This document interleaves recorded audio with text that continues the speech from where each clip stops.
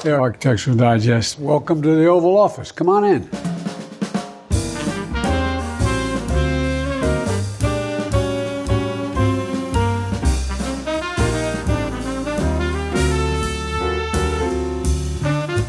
This is the White House.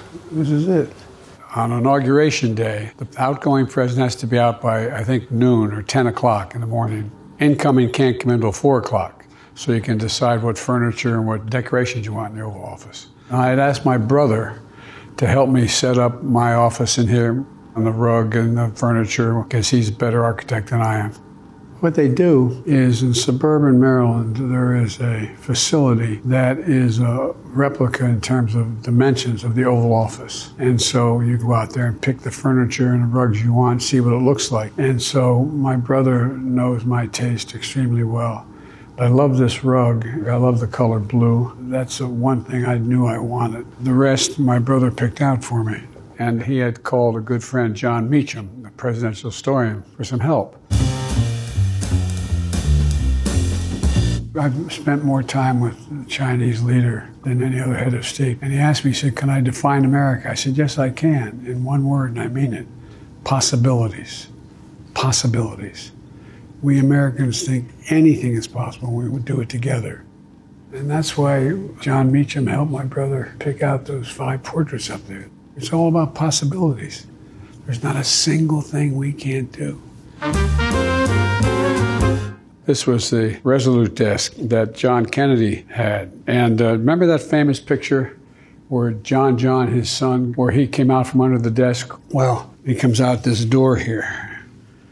That's where he climbed out. Well, I have a little grandson, and what I decided to do when we came in here let me show you. And that's my grandson, Bowie, coming out from underneath the desk. It's really an incredible office. I chose the things that sort of represent why I got into public life to begin with, for real.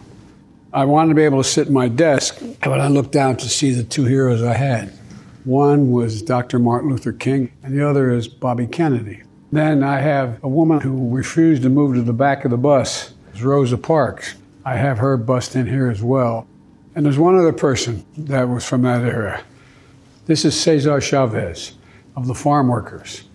He was organizing farm workers in the southern part of my state at the time. And I supported him. I never met him, but I supported what he was doing. It cost me in southern Delaware, but I admired the hell out of him. This is the love of my life and the life of my love. This is my daughter Ashley on her wedding day, and we're dancing the dance of the father and daughter. This one is really amazing. This is on the night Barack and I were declared Vice President and President of the United States. My mom, who admired Barack a lot, wasn't even supposed to be walking out on the stage. And they said, and now the next President and Vice President of the United States, Barack Obama and Joe Biden. And my mother grabs Barack's hand there and look on his face. She goes, come on, honey, it's going to be okay. She walked him out on stage. She never stopped being everybody's mom. I have this rugby ball over here. This is the all-Irish rugby team. I have 2 cousins who were stars on that team, and they gave me this ball. And then every time I've been sworn into any public office, I've used this Bible. It's just an incredible keepsake that's been around in the family for a long time. By the way, the reason for Ben Franklin, I got to put that up because my kids went to Penn, and I was a professor at the University of Pennsylvania. This moon rock, it's pretty cool. It's literally a rock from the moon. This is my 67 Corvette. My dad didn't have a lot of money, but he managed the dealership. So when I got married, he gave this to me as a gift. I still have it. When I got elected president, Scranton decided to take Interstate 81, and the exit to Scranton used to be called the Central Scranton Expressway. They renamed it President Biden Expressway.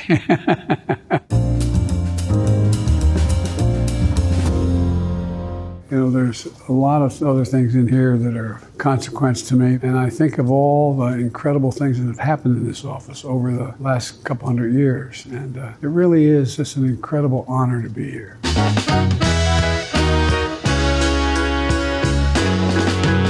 Let me show you back here. People don't get to go back here very often. I think these are great sketches of Frederick Douglass. I have them put up on the wall here. There's a private office back here. This is where I come when I want to get away a little bit, to work on a speech. There's a great portrait of President Kennedy there. The Kennedys didn't like it because it made him look too contemplative. I think it's a great portrait of him.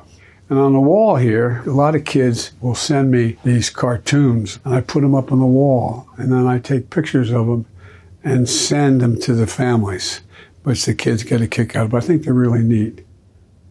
And this is the house I was raised in Scranton, Pennsylvania, on North Washington Avenue, which, by the way, the last 3 blocks at the end of North Washington Avenue, they call Biden Way now. They've renamed it.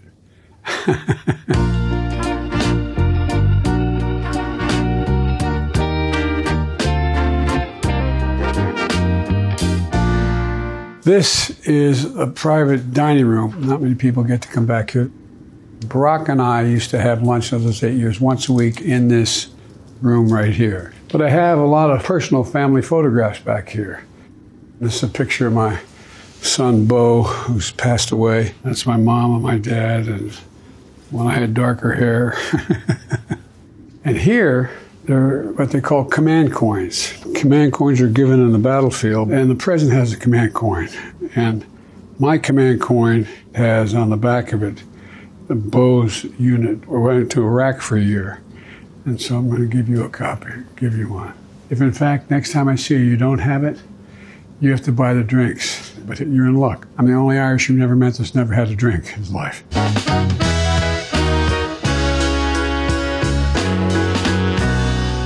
Did you want to see the cabinet room?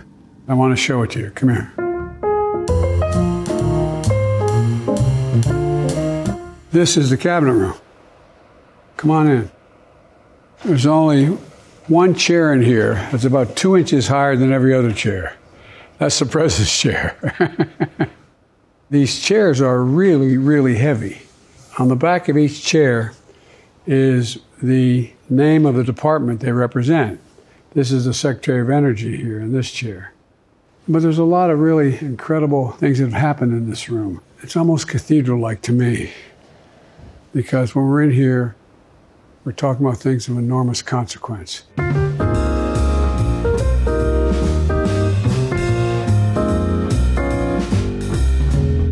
By the way, there's a tradition in my office.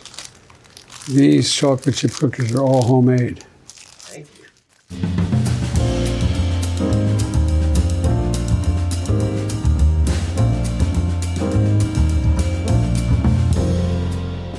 Thanks for coming by, Architectural Digest. By the way, I'm a subscriber. I'm a frustrated architect. Thank you very much. Appreciate it.